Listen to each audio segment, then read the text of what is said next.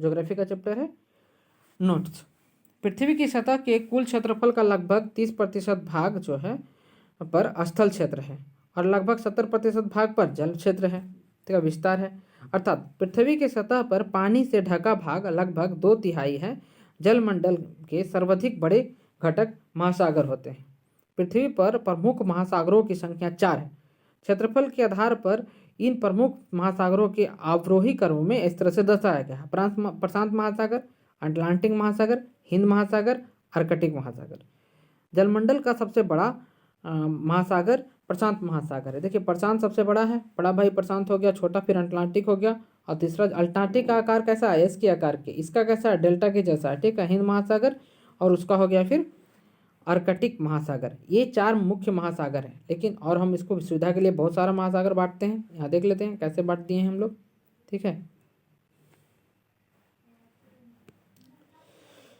महासागरीय नितल। अब देखिए महासागरीय नितल से निम्नलिखित में से अधिक उच्चवाच मतलब क्या होता, रिलिफ्ट संबंधी विविधता के स्थान की ऊंचाई के महासागर की गहराई को उच्चमितीय वक्र द्वारा प्रदर्शित किया जाता है, ठीक है। जैसे उच्चमितीय वक्र के आधार पर महासागरीय नितल के 4 प्रमुख उच्चदाब मंडल है पाए जाते हैं। महाद्वीपीय किनारे के सागर की तल अतल है, अतल गहराई तक ये मंडल क्रमशः महाद्वीपीय मगनट के नाम से जाना जाता है। महाद्वीपीय मगनढाल सागर गहरा सागरीय मैदान जो महासागरीय गर्त डीप के नाम से भी जाना जाता है। देखिए ये तरह के जो है औसत तल है, ऊंचाई वाला पर्वत है, और महासागरीय मंतल है। देखिए महासागरीय जो है मंगतल है, ठीक है, उच्च वक्रीय जो है ये। अब देख लिए नेक्स्ट। अब आप आगे चलिए, आगे बढ़ते हैं। देखिए महासागरीय गर्त और द्वीप इस तरह से। महासागरीय तल की उच्चावाच देखिए, इसको गौर से हम लोग देखते हैं और थोड़ा बड़ा करके देखिए। महासागरीय मगनट है ये। महाद्वीपीय ढाल है, यहाँ से देखिए ढाल है, नीचे ढाल है, ठीक है। गुदांगो, यहाँ से देखिए गुदांगो इसको कहते हैं। इसको कटक, देखिए इस तरह से कटते कटते क्या इसको कटक कहा जाता है, ठीक है। सागरीय नितल की भूभाग है ये। देखिए वहाँ देखिए ज्वालामुखी है, ये जो यहाँ पे ऐसे निकला है ना ज्वालामुखी है गर्त में, और ये जो नीचे चला गया है ये गर्त है, मतलब खाई है वहाँ, किसमें, तो महासागर में, ठीक है। और ये देखो महासागरीय कटक है, ये देखिए कटक है। कटक क्या है, एक प्रवेश जो है केंद्रक भ्रष्ण है, एक केंद्रक भ्रष्ण है, इस तरह से सीधा कट जाना है, कटक कहलाता है। और समुद्र तल, ये समुद्र तल है, इस समुद्र तल की पूरा चर्चा है, ऊपर में पानी है, ये पूरा पानी है, इसके बारे में जो ज्वालामुखी है ये देख लिए हम लोग, उसको थोड़ा सा हम लोग विस्तार से अब समझेंगे। महाद्वीप के किनारे वाला भाग को महासागरीय जल में डूबा रहता है, जिस पर तल की ऊंचाई औसत 100 फैदम से फैदम। देखिए महासागर की गहराई को मापने के लिए फैदम का उपयोग किया जाता है। 1 फैदम बराबर 6 फीट होता है। ढाल 1 डिग्री से लेकर 3 डिग्री के बीच होता है। महासागरीय मगनट कहा जाता है। मगनट तट तथा गहरे सागरीय मैदान के बीच तीव्र ढाल वाले मंडल को महाद्वीपीय मग्न ढाल कहा जाता है, जिसका ढाल विभिन्न स्थानों पर भिन्न भिन्न होता है। महासागरीय नितल का सबसे विस्तृत भाग जो है गहरे महासागरीय मैदान है। इस वितलित मैदानों की गहराई लगभग 3000 से लेकर 6000 मीटर तक पाई जाती है। ये मैदान सैकड़ों किलोमीटर चौड़े तथा हजारों किलोमीटर लंबे होते हैं। गहरे सागरीय मैदान कुल महासागरीय क्षेत्र के लगभग 75% होता है। महासागरीय क्षेत्र के लगभग 75% फैला है। महासागरीय गर्त महासागरों के सबसे गहरे भाग होते हैं। इसे ढाल खड़े होते हैं। इसकी अस्थायी प्रायः तट के सहारे पर्वतीय मेखलाओं के सामने मिलती है। द्वीप के सहारे भी गहरे गर्त देखने को मिलता है, जिसे चैलेंजर गर्त कहा जाता है। मैरियाना ट्रेच जो है मैरियाना गर्त के सबसे चैलेंजर गर्त है टोंगा, ठीक है, और क्यूराल, ये दोनों जो इत्यादि इसमें चैलेंजर और टोंगा क्यूराल जो है तो क्या है, गर्त है, गहराई है। महासागरीय नितल के अन्य प्रमुख जलमग्न लक्षण है, जैसे कटक हो गया, समुद्री पर्वत हो गया, गुआट जिसको कहते हैं, समतल शीर्ष वाले समुद्री पर्वत हो गया, कैनियन विसंग है, विभंग क्षेत्र है। इसी प्रकार के अनेक द्वीप, परवाल भित्ति, जलमग्न ज्वालामुखी पर्वत इत्यादि सब आते हैं। आदि जलमग्न लक्षणों की विविधता को और बढ़ाते हैं। मध्य अटलांटिक कटक उत्तर के आइसलैंड से दक्षिण की बोबेट द्वीप को एस आकृति से ये आकृति का है। 14,400 किलोमीटर की लंबाई तक इसकी फैली हुई है। नाइट्रीट east ridge 90 degree east ridge जो है 90 डिग्री ईस्ट मतलब कि 90 डिग्री के पूर्व में है।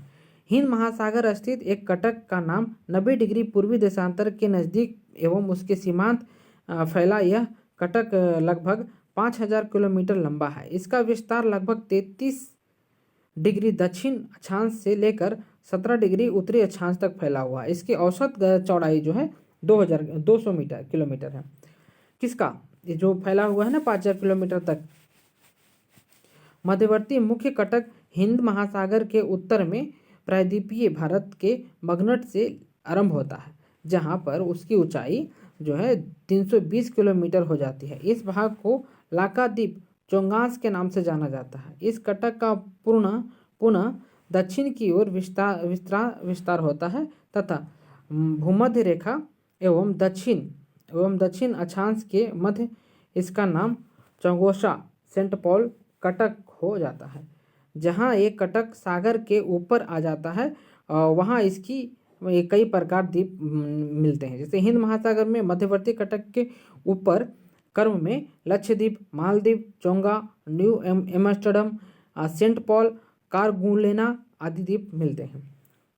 डेटम रेखा ये क्षैतिज रेखा है जिसके सहारे ऊंचाइयों और गहराइयों की माप की जाती है। एक देखिए डेटम रेखा जो है क्षैतिज रेखा है जिसके सहारे ऊंचाई और गहराई की माप किया जाता है, इसी को डेटम रेखा कहते हैं। पृथ्वी के केंद्र से सबसे निकट बिंदु उत्तरी ध्रुव के पास अटलांटिक महासागर की तली 4 किलोमीटर गहराई है, बस मात्र 4 किलोमीटर गहराई है, जो पृथ्वी के केंद्र से लगभग जो है 6,553 किलोमीटर की दूरी पर स्थित है। इसकी मैरियाना ट्रेंच जो है कि तली की केंद्र से दूरी लगभग हो जाता है 6,366.4 किलोमीटर। विश्व में कुल जल का लगभग 97% खारा जल में पाया जाता है और अलवणीय जल जो है मात्र 3% है। और 3% में से 2.4% जो हिमनद में जमा हुआ है और ध्रुवीय बर्फ के रूप में है, जो उपयोग योग्य नहीं है, उसको उपयोग नहीं कर सकते हैं। इस प्रकार जो उपयोग के लिए अलवणीय जल की कुल मात्रा 1% से भी कम हमारे पास प्राप्त होते हैं। अलवणीय जल की कुल मात्रा का 68.7% जो है ध्रुवीय बर्फ छंदत है और हिमनदों के रूप में, जबकि 30.1% भूमिगत जल के रूप में है और 0.3% सतही जल के रूप में है तथा 0.9% जो है अन्य रूप से पाए जाते हैं। भूमि की गुरुत्वाकर्षण जल शून्य अथवा 1/3 एमस्टीडियम से कम तनाव पर स्थित होते हैं। केशिका जल 1/3 से 30 एंटामेफियर दबाव के बीच पाया जाता है। देखिए अब हमारे पास उपयोग करने योग्य जल कितना है, 1% जल है। 1% में से भी ये बताया जा रहा है कि 8.7% ध्रुव के बर्फ में आच्छादित है और मात्र 30.1% कितना का 1% का 30.1% माने 1% में भी बांट दिया गया है, उतना हमारे उपयोग के लिए जल बटा है। ठीक है। महासागरीय औसत तापमान क्या है, देखिए इसमें पूछ रहा है क्वेश्चन है महासागरीय औसत तापमान के बारे में निम्नलिखित कौन सा कथन सही है।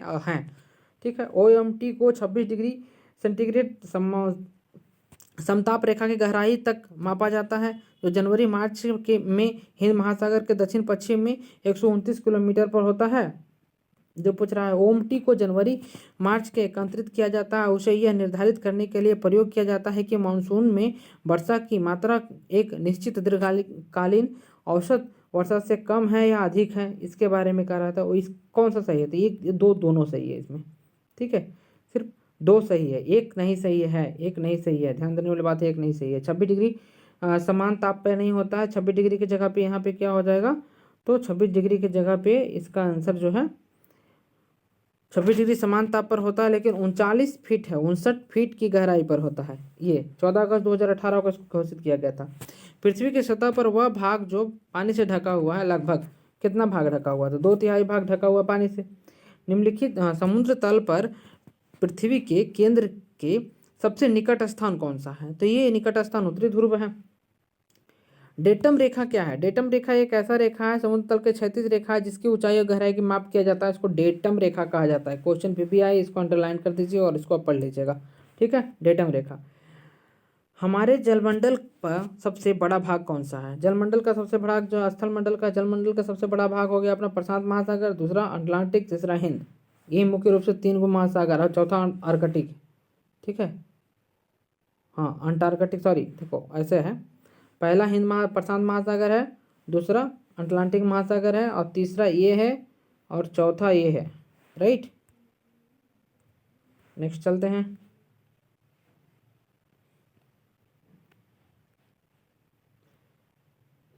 90 ईस्ट रीज कहाँ पर स्थित है?